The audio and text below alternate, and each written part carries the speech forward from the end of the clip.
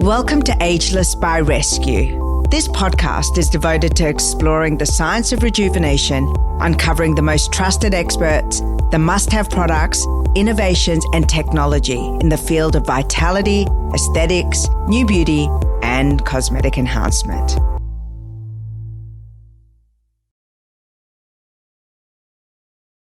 Hey girl, hey. Oh, I am so excited to bring you one of my BFFs in the whole wide world, the hottie that you see on Channel 9's The Block, an inspirational author, gentleman, and all-round wonderful man, Darren Palmer. Welcome to Ageless by Rescu. Hi, Bahar. Hi. It's strange to call you Bahar, doesn't it? Hi, B. Hey girl, hey. Hey, girl, hey. Okay, so I'm going to have to put aside the fact that I know you very, very, very well and try to, ask questions that other people may not know really, really well about you.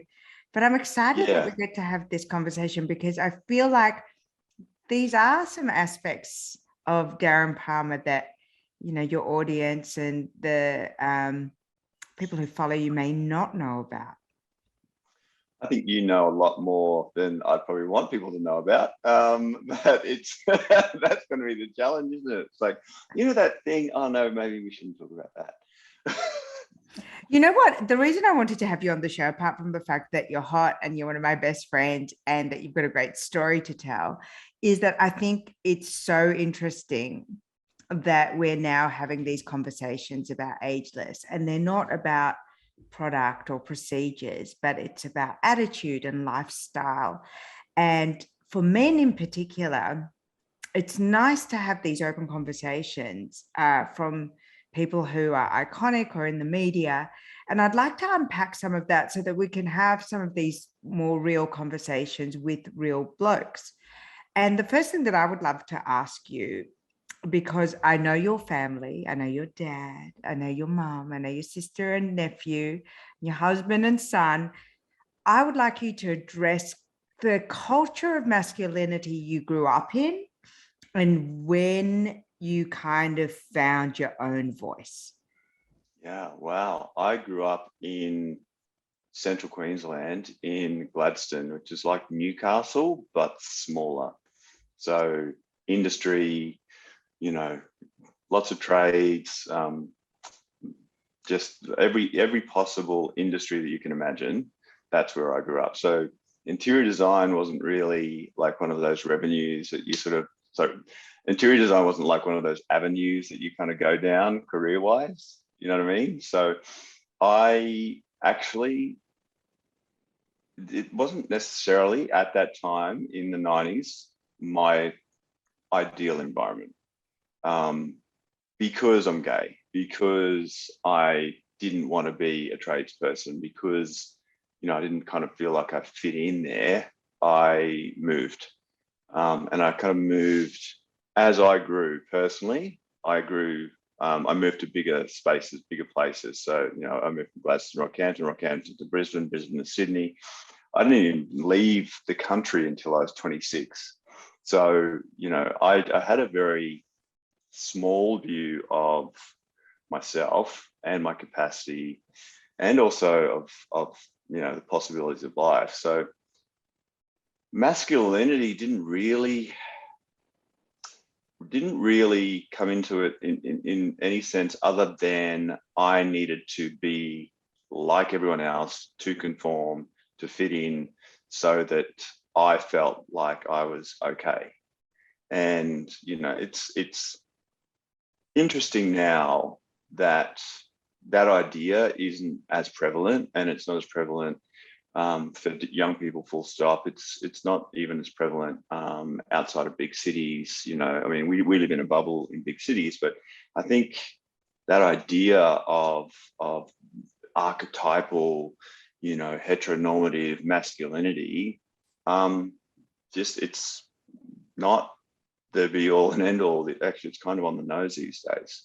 So, I am me. This is me. I speak tradesman as well as I speak gay, but both of those sides of my personality are there all the time.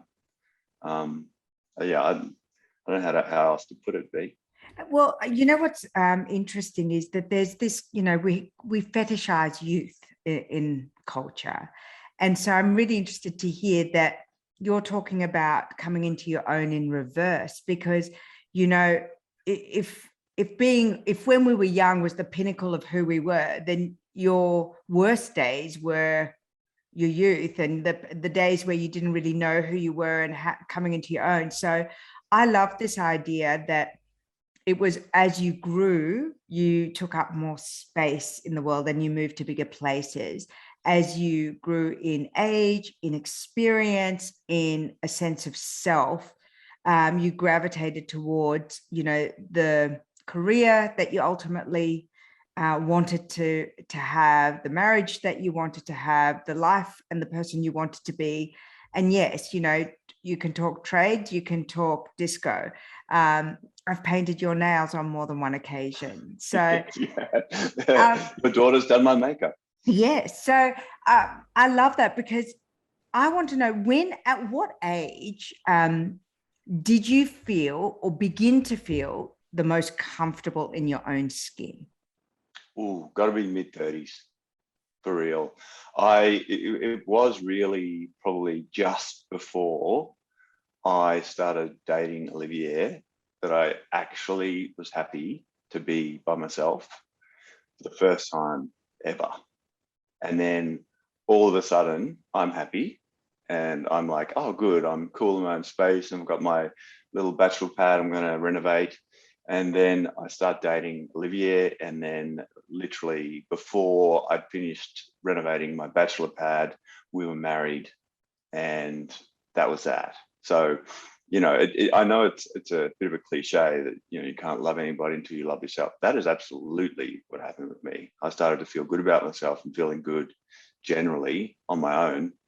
And then, you know, that amazing person just fell through the sky into my lap.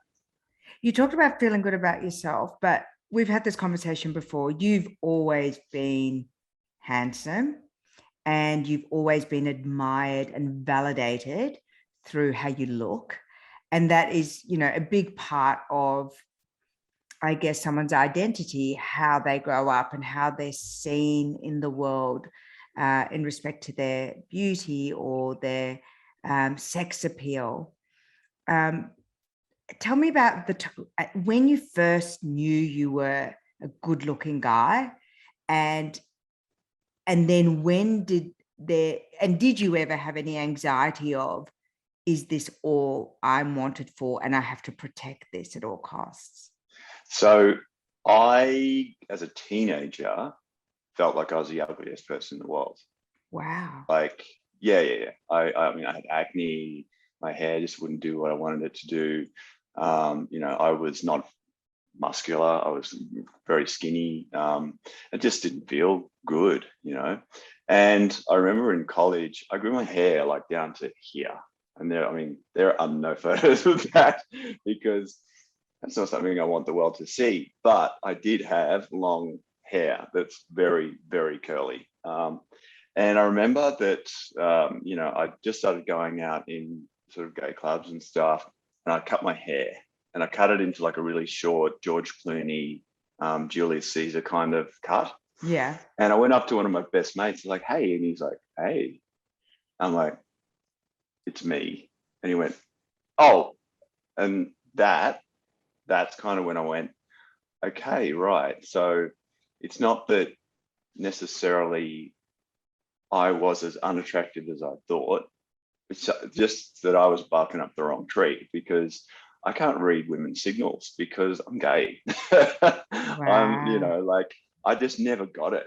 I could never pick up, but you know, obviously I'm more attuned to that with men. So I'm like, okay, cool. Now I'm starting to get this sort of loop of feedback, and then there's this sort of danger in that because as a young man, then being, you know, open and gay and free and, you know, being amongst other people in the same boat, it it did light me up. You know, it did make me feel much better about myself, that I was physically attractive. And then with that comes this sort of desire, need to be validated through that. And yeah, I totally did for a very long time just think people are just interested in me because, you know, I'm shirtless and I've got pecs. You know what I mean? And that was my reality. Like, I thought that was my currency. And then when, again, I mean, I mentioned Olivier again, but really when I saw myself through his eyes, then I started seeing myself with more value and more loving eyes, so that I could actually see the things that everybody else could see. I saw this great thing. All of my wisdom comes from Instagram. I saw this great thing on Instagram that said, you know, the something like, what you've been telling yourself your whole life is a lie, and what everybody else sees is the truth. And I was like, okay, that rings true. We do wear masks, and we've talked about, you know, the finding a safe place to remove the mask and to be vulnerable. I was with you when you turned 40, and I think, you know, in the 12 years or so that we've been close, I've seen you definitely evolve, and I've seen your relationship with your body and your looks and your health and your well-being definitely evolve. And the more it has, the more I've observed that you are stronger, fitter, more creative, more successful, actually, the more you've separated from having to be the prettiest boy in the room to being other aspects of yourself. And so watching that, I think it's quite an interesting thing to talk about, because a lot of men, as they reach middle age, they actually feel like they're declining in everything.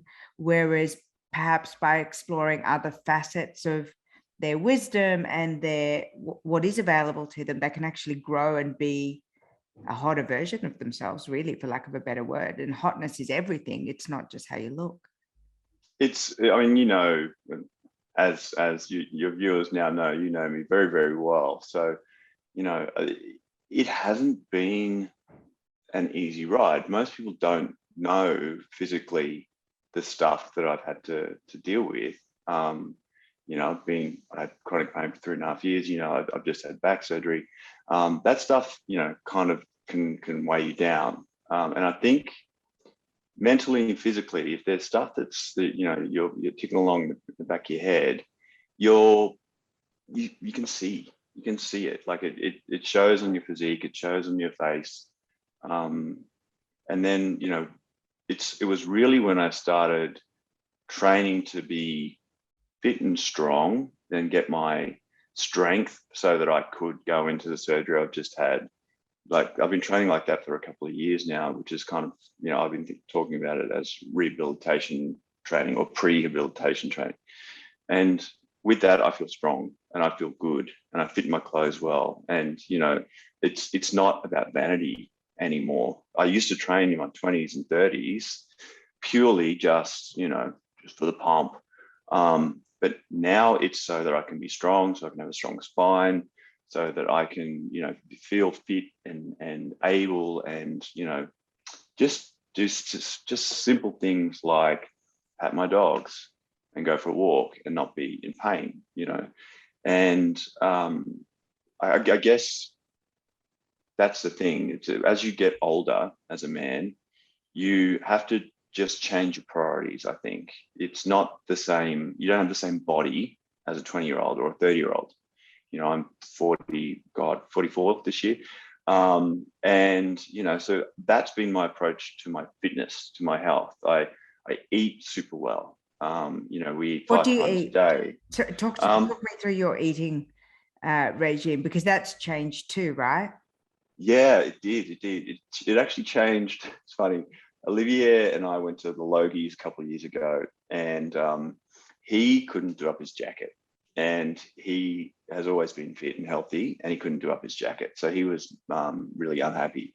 So he's like, right, I'm going to do F45 challenge. I'm going to do that for 8 weeks. Obviously, I had my back issue, so I couldn't do the challenge, but I started eating like he did. And, their ethos is 5 meals a day, you portion control, you snack, you plan your snacks, you understand, protein versus carbs versus fats, or, the macros of those across the board. And, that stuff sounded really complicated when I didn't understand it, but it's actually really simple. And if you don't know about it, just do a little bit of research. It's simple. But when I started eating the way that Olivier was eating for that, my body completely changed. Like, I just got lean and fit and strong, and it was getting everything it needed. So that was a big deal. What the way we eat now, and I'm married to a Frenchman, right? So we have like gluten-free bread and butter for breakfast every day. And I know there's not a lot of protein in that. That's what we eat. And like a coffee, that's that. And then I'll have a protein shake. And then we have, a macros home delivery meal for lunch. I'll have another protein shake or protein rich snack. And then for dinner, we'll just have, lean meat and some sort of fibrous vegetables. And that's kind of it. So we don't eat like, with lots of cream and fat and deep fried and flavor and all that sort of, that's not us. We do eat really quite functional food, but it's always flavorsome. It's always healthy. I really love healthy food. I love, the crunch of green vegetables, and I just love the flavor. Darren Palmer, this is the best salad I've ever had. Yeah. So my daughter thinks you're the best cook, that everything that you touch is gold. And but you are a really good cook. Both of you are really good cooks. Did you learn to be a good cook for health and flavor, or did you always like cooking? Mum's a great cook. So I learned how to cook from Mum just by watching, and I learned how to renovate from Dad just by watching. Wow. So I was this little sponge that was sort of like, is that how you do that? Okay. Oh, cool. Is that how you do that? So yeah, there's definitely bits and pieces from both of them that I use in everyday life. A bit of pomegranate goes a long way in a salad, apparently. It can make something quite spectacular. Tell me, what do you do in terms of supplements? I've been to your house and I've downed a few supplements at the kitchen table, but you guys got really serious about cutting out a lot of sugar. You both have mega sweet tooth. You in particular are like a sugar monster. What did you do, and what are some of the swap outs that you've done? Because honestly, you look spectacular for a 44-year-old Aussie bloke. So share the secrets, spill the beans. Thank you. I appreciate that compliment until the point you said for a 44-year-old, but that's fine. That's okay. You're right. It is kind of a shitty compliment. I apologize. You're hot. You're hot. Great. But for yeah, you're right. For an old bad okay, so I daily have BioACE, which is a really great immune booster, and it's a really great sort of, what's it called, free radical anti-inflammatory, free radical buster. Them. I also take magnesium every day, and I also take zinc every day, because my body doesn't absorb those super well, so I have to supplement them. But apart from that, I used to be on anti-inflammatories and stuff like that for my back, but I don't need that anymore, which is awesome. So yeah, that's really that, and some collagen gummies. Love those. We sort of chew on those as a little bit of a treat. And in terms of treats, I'm like Mr. Messina. I love gelato. I love ice cream, but no, I have to sort of, we still have treats, obviously, but we are very sensible about how we treat. And one of the substitutes that I really, really like is 90% Lindt dark chocolate. And the best thing about it is you can have 2 or 3 pieces. You can't have any more than that because you don't want to. So, I really like that sort of bitterness in chocolate now. And whenever I have really sugary chocolate, it tastes like acid to me. So when you start to change the way you eat, your palate changes. And then the more you eat that way, the more you want to eat that way, and the more sort of positive feedback you get neurologically. And, it's not just about that feedback of how you start to see yourself and how you start to feel in your clothes, but also you get those sort of dopamine feedbacks where the things that wouldn't have given you a dopamine release start to give you that sort of, chemical light up because you're, oh, this is a treat. Whereas, 90% chocolate for some people might be not particularly delicious, that I love it.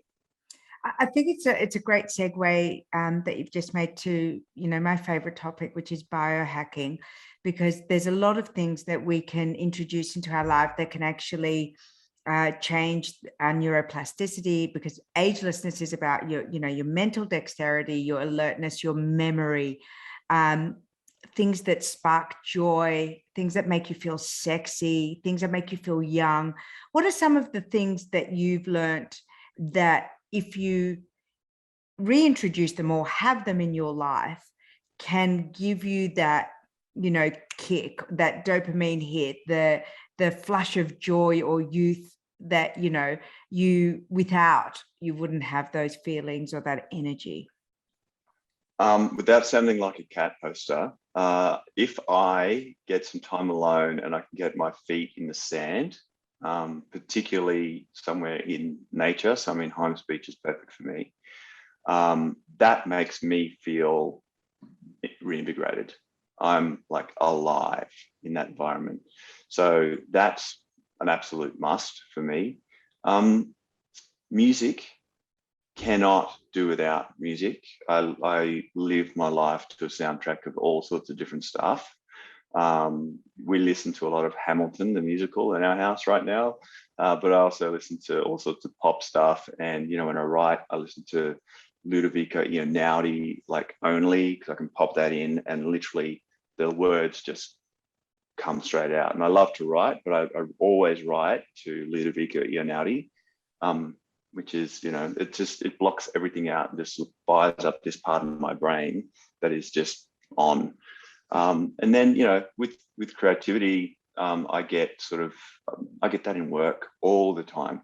So for me, that keeps me sort of agile mentally, because I'm always thinking. The hard thing for me is actually to stop my brain from spinning and going over details. When I was planning the renovation that we're going to do on our house, and there's always something, I'm forever moving things around in my head. Just, that should be this, I should put a skylight there, that light, this detail, blah, blah, blah, blah. Doesn't stop. And that's actually how I knew that I wanted to be an interior designer, because that's always been in there, and I never listen to it or let it out. And then one day I realized that if I don't just let that creative outlet out, it's just going to occupy all of my mind. You're on TV, so everyone sees, your good days, your bad days, the evolution of your style and how you look. Tell me about the evolution of your how you dress and what makes you, because one thing I don't think people know about you is that you're actually surprisingly casual. Like, your happy place is shorts, shirt off, hat. And I think that people don't know that about you. So tell me about the evolution of your style.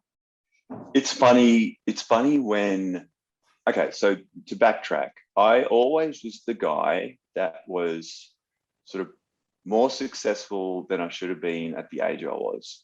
So to backtrack, I was always kind of the guy that was more successful than I should have been at the age I was. So when I was a graphic designer, I just kind of fell into this job where I'd taken over from the creative director of the retail division of DDB in Brisbane, the advertising company. And so he was a creative director. He gave the job to me literally And then, I turned 21 and I didn't want to tell anybody how old I was. Wow. So I like yeah, that so ageless story. yes, but that was always kind of my story in my head. It's So like, you had imposter syndrome? yes. And I also thought dress older or dress more seriously to be taken more seriously, right? And so you'll see in early blocks, it's all like blazers and pants and button-up shirts and stuff like that. And that was me through my 30s. I've been on TV since 2009, so that's 12 years of my life. And I started off as like, okay, I've got to be an expert, so I've got to look like an expert. And now I'm like, I'm an expert. I don't have to look like an expert. I can get my guns out because they're there. Why not? But so I love a tuxedo. I love a fancy jacket. I love, a beautiful shoe. But I also love Ugg boots and tracksuit pants and shorts and being shirtless and just with a cap on with sunglasses and thongs. Like, I'm happy in any of those spectrums, and that's all me. The only me that was kind of forced was what you used to see on TV, where I was really trying to be seen as like, I'm the expert. I'm a real grown up, and I'm 44. I'm grown up. I mean, I'm middle aged. So, Speaking about middle age, in the kind of hetero guys always talk about a midlife crisis. Do you feel like any danger of that, or have you ever felt that kind of niggling thing where you're anywhere close to either physically or emotionally close to a crash or a massive life change that you're craving? I think it's super interesting that my health stuff, my major challenge, which has been my back, chronic pain for 3.5 years, happened at middle age. I think that is part of what has to happen for anybody that sort of comes to that point in their life, and they've just got to reassess everything. And in that, I had to reassess my body. I had to reassess what's important to me in terms of, how I go about managing this massive thing in my life that nobody knows about. I wasn't talking about it publicly because there's no point. There's no point being miserable and whinging Not about it. sexy, is it? It doesn't sell. No, it doesn't. And nobody wants to hear it. People will say, how are you? You say, fine. That's what they want to hear. They don't want to hear, I've been in pain for 3.5 years. They just want to hear that you're okay. So, I think definitely right now, it's really interesting that there's a lot of change happening. Physically, I'm well. I'm pain-free. Olivier's business is going crazily well. My business is going well. I think, yes, we're definitely both making a middle-age change, but it's not as a reaction to being dissatisfied with what we had, because we were always grateful for what we had. It's just that it feels like we've started a new book, and thankfully, both at the same time. So yeah, I'm sure it's that's what's happening, but it's not like I'm going to go out and buy a sports car because I drive one. You are an ad ambassador. That's true. And I have been in the car with you behind the wheels, and it's quite exhilarating. It is fun. I love cars, and that's one of my joys. And I think that's the thing. I kind of have all the joy. The other thing that people don't know about you is you are a mean Lego maker. You and Hugo, like, you should be on, what's that show called? Lego Masters. Lego Masters. You think so? I gave him all of my childhood Lego, and in comparison to what he has now, it is like a drop in the ocean. For me, it was everything, and like it just got lost in the wash of crazy stuff that we've got in our house. So yes, we love Lego Masters. But it's very playful, and when you go into that zone, when I see you kind of in that playing computer games or like that, you become quite childlike and ageless. And I think that, I've always said this to anyone who cares to listen. I fell in love with you when I saw you as a father to Hugo, not so much as the husband to Olivier, but the father to Hugo, because I've never met anyone who is so engaged and interested and invested in a son that, you came into the relationship and Hugo was already there. So, one of my favorite versions of Darren Palmer is Daddy Palmer, because you're fun, you're playful, you're joyful, you play games, you Lego, you're tough too, but yeah, you're also, the Daddy Palmer is cute. It's great that we all in this house love Marvel and we all love Star Wars. And, we particularly love a bit of animated stuff that is made for, young teenagers, because I love that stuff. And we can literally sit and watch anything together just all the time, because all of my tastes and his are the same.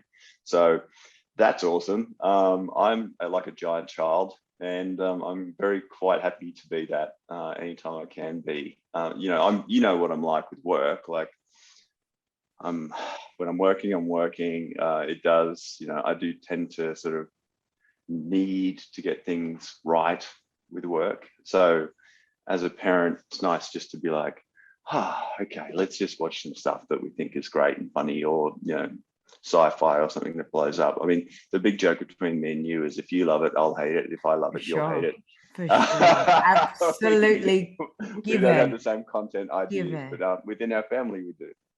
Well, something we both love is skincare, anti-aging treatments, beauty. And I'm going to call on the great Bible that is the Daily Mail, when they said, has Darren Palmer had work done? Has he ever? Have you had work done? Yeah, of course I have. I mean, the thing about a Daily Mail article like that, and that happened last year, and they said, has he had a renovation on his face? And it certainly did look fresh. Yeah, and I mean, the reason is because if science says that it's going to make me look younger, I'll do it. I don't have any problems with it. Like I have no shame around the fact that as a man, I look after my skin. The truth is, until until again, just before I got married, there were days that I would open my piggy bank just to eat, right? Like I went from being a graphic designer and earning fairly good money, but also putting a lot of that money into real estate. And then having no money. Like when I changed careers, my income just took a nosedive. And so there were times that I was absolutely destitute, and just like still had a house, still could eat, but had to open my piggy bank for spare change, So I never thought that I would have the capacity financially to invest into things like my face, And the fact that this story, but everybody else doesn't, and I really hope people understand it in the context it was intended. Because when we were getting married, just before we got married, Olivier, because he works in cosmetics and he's a cosmetics industry expert, he said to me, look, baby, I don't know how you're going to take this, but if you wanted before the wedding to get anything done, I'd pay for it for you. And I was like, do you think you're going to offend me with that? Because yes, I'm there. I made him hold my hand. So, the first time I got Botox, he had to sort of, actually, I'll pull that up. The first time I got anti-wrinkle injections, he held my hand. Yeah. But since then, I mean, the idea of aging well as you're in your middle ages and older, it's just literally, this as well as I do. You lose volume, you lose fat changes, it migrates to different spots. So yeah, I mean, there's stuff that you can do that I've done happily. There's a little bit of filler, there's a little bit of Botox, there's just skin treatments. I mean, well, my teeth, funnily, I'm wearing Invisalign right now. But my teeth are actually part of a whole other thing that I discovered health-wise probably 4 or 5 years ago. Like my bite was wrong and my jaw was wrong and my breathing was wrong. So, I wasn't getting oxygen properly. So I've had all that stuff done as well. So I'm not only about what's on the top layer, or, Olivia likes to say that there's the canvas and there's the frame. I'm not just about the canvas and the frame. I'm also about functionality and being well and being healthy, being able to breathe properly, getting enough oxygen in my body. But I have no shame whatsoever about what I have or haven't done. If it was an honest conversation with, wanting to have an honest discussion, I wouldn't have an issue with it. So But I want to have an that, honest discussion. What have been your favorite bang for buck anti-aging treatments that you go, why did I not know about this earlier? oh God, I mean, filler and Botox are just like a walk in the park, right? I mean, that's just normal everyday maintenance. Filler every 18 months or so, Botox every 4 months or so. I mean, it just keeps everything the way I like to look. I did have threads, and I Oh, had them under here just so that I could get a little bit of that sort of aging under jaw that was, I was a bit concerned about. So that's interesting. And then, yeah, recently, actually just before Sydney lockdown, I got some through here. So that all that does is just creates an opportunity, once those threads dissolve, that your body builds collagen back.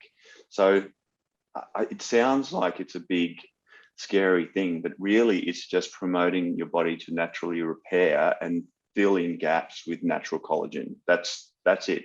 What it does do is sort of just helps hold the scaffold up, and I mean, I I'm happy with the way I look. I don't really care if people are supposing I did this or supposing I did no, that. it's Just just ask me. interesting because men, a lot of women don't talk about it. I've got a podcast called Ageless. And before I record with anyone, as you know, I say, look, it only works if we're candid. It only works because people look at, a 48-year-old man or woman and they, or 57-year-old, and they go, come on, it's not olive oil. And that's why Yeah. there was that whole blow up with J-Lo. It's like, just be like the rest of us. Just it can't be just olive oil. It just can't be. So I'm always interested to ask, what are you using? And then especially with men, open the door. What other grooming do you get done? Do you get your lashes tinted? Do you color your hair? What do you do? What do you do? What are the options for a man? I swear to God. I I think one thing, generationally, there's people that are sort of just older than us that do definitely have more shame around, oh, I've got to pretend that I didn't do that stuff. And as you know, I mean, it just doesn't read well. If you look different to you're kind of supposed to look at your age you're at, people wonder why.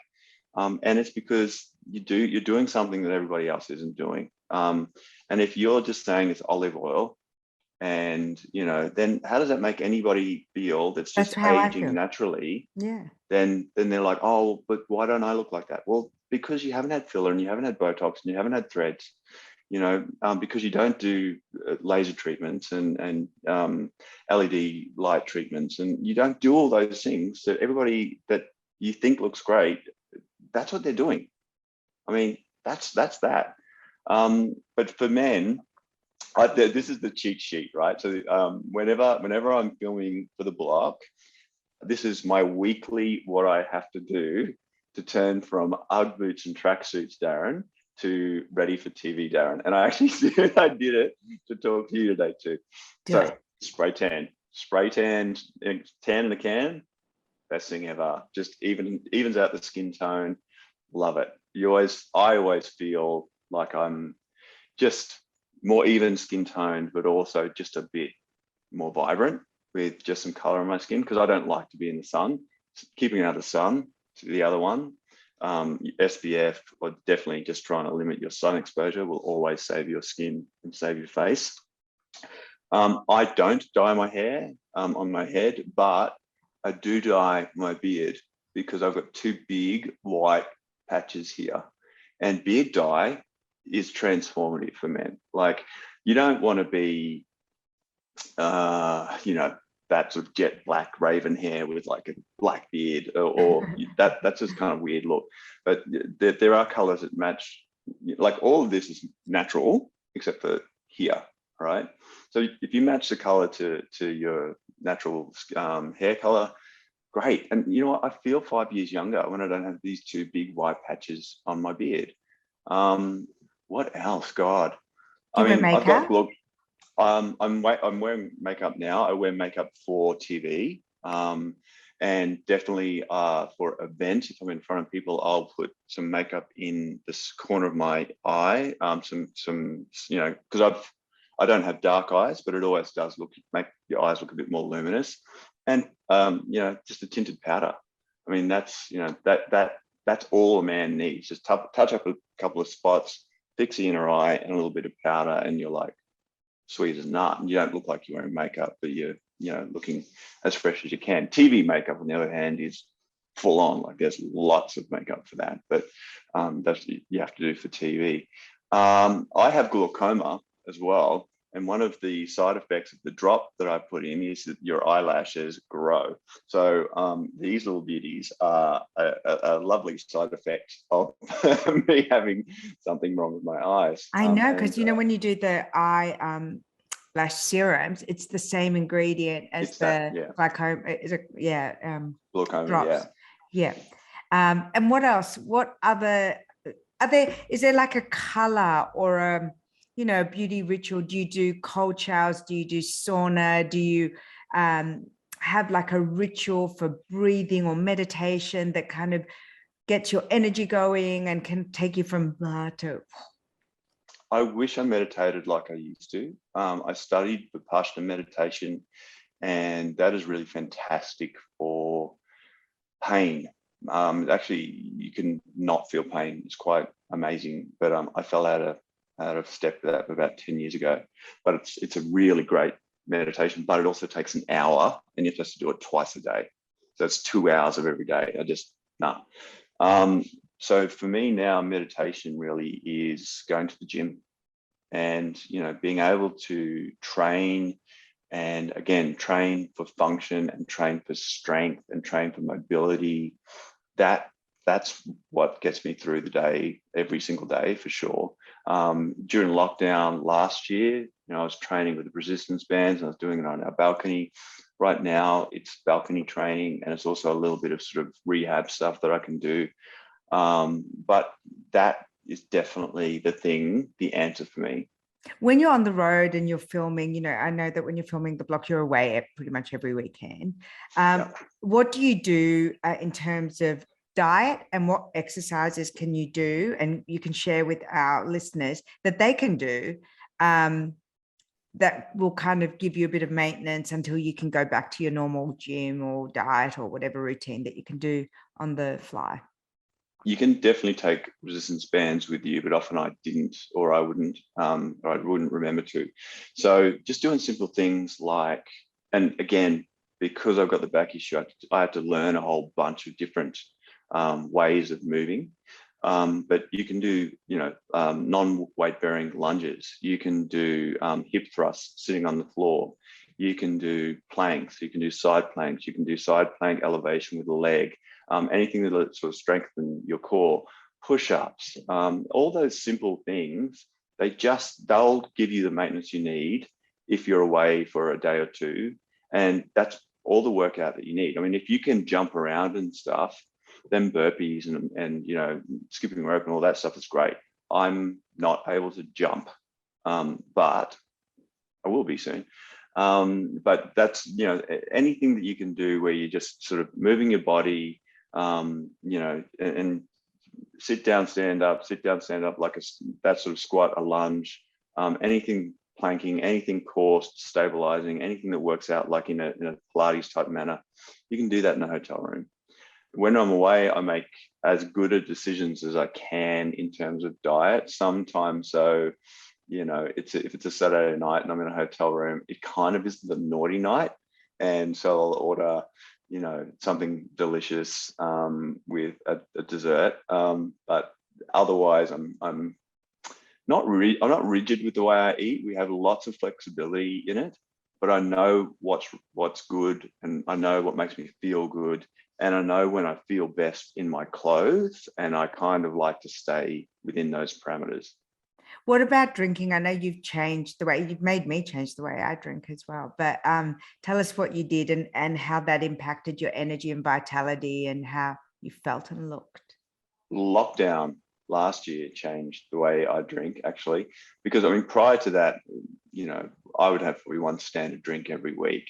I don't drink much, but during lockdown last year, I think everybody kind of, you know, changed their habits that way. But what we didn't do is drink wine. We drank vodka and soda, or vodka soda with fresh lime, or we'd have gin and diet tonic, or gin and diet tonic with soda. And they're both super low calorie drinks. So if you have 2 drinks at night, you're not getting that kind of wine bloat that you start to put on weight around your midsection, you start to put weight around your face, you feel sort of sluggish. And thankfully, fortunately for me, any type of wine messes with my sleep and gives me crazy dreams. So it's kind of off the menu for me anyway. So yeah, I have limited options. It's probably not the most exciting thing, but it's a very calorie-free and nice, actually quite clean way to drink. Do you have any ageless icons or people that you look to that you go, I would like to age like him or her? Are there anyone that you go, yeah, that's cool? Okay, no, not age like, because I think, I mean, you know, Not Dolly Parton? well, so that's the thing. That's why I'm laughing, because the 2 people I admire in terms of their authenticity are Dolly and Cher, right? Because Cher, to paraphrase, said something like, I should be able to put my boobs on my back and nobody should have any say in it, right? So her approach has always been, I do it, I've done it, don't care what you think. Dolly, I just love her. I grew up with her. I grew up with her music. She's smart. She's a really smart lady. And she's written so many great songs because she's really great with words. And there was a quote that I saw written down of hers that I love so much. I've memorized it. Do you want to hear it? Yes. So it's something like this. It's, I've had trims and tucks, nips and sucks, boobs and waist and butt and such, eyes and chin and back again, pills and peels and other frills, and I will never graduate from collagen. If I see something sagging, bagging, or dragging, I get it sucked, tucked, or plucked. It takes a whole lot of money to look as cheap as I look. And I'm like, Amen, sister. She is, oh my God, she really is a soul sister. I feel like I could go tick, tick, tick, tick to everything. but you know, I mean, I don't want to age like Dolly. I mean, you know, I think she's fabulous. I want to age like me. And truthfully, all I want is just to look basically the way I look now, for as long as I can look, because I like the way I look. I like what I see in the mirror. And you know, it takes some maintenance. Yes, it takes some effort. But I'm happy.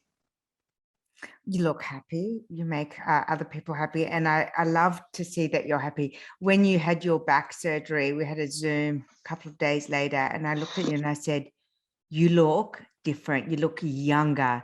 And I think that there are two times in your life where I've said that. One was after a particular time of, personal trauma that stopped. And then also after you had your surgery and the pain stopped. And I think that when you see people transform, the two most aging things are trauma and stress. And the two most anti-aging things are, being able to, replenish your soul. And thank you so much for sharing all of your deep and personal insight. It's nice that other people got to see a bit of the dazzle I know.